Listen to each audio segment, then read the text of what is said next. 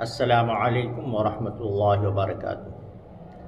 ہم اگر کسی مریض کو دیکھنے جائیں تو اس دعا کو 7 مرتبہ پڑھیں، انشاءاللہ وہ مریض بالکل صحیح ہو جائے گا۔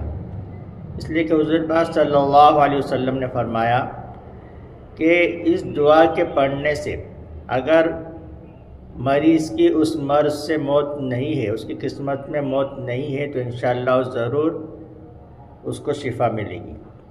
تو دعا یہ ہے، اسأل اللہ العظیم رب العرش العظیم ان یشفیک۔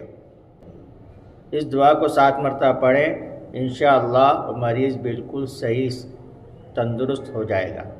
اللہ تبارک و تعالی ہم تمام کی ہر قسم کے مرض سے حفاظت فرمائے، اور جو ہمارے رشتہ دار اور متعلقین جو بیمار ہیں، اللہ تبارک و تعالی انہیں شفائے کاملہ عاجلہ عطا فرمائے، آمین۔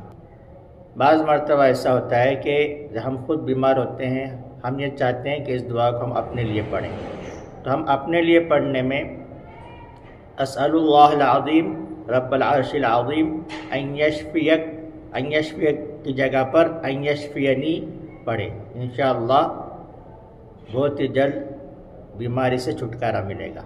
اللہ تبارک و تعالی ہم کو ہر قسم کی بیماری سے محفوظ فرمائے۔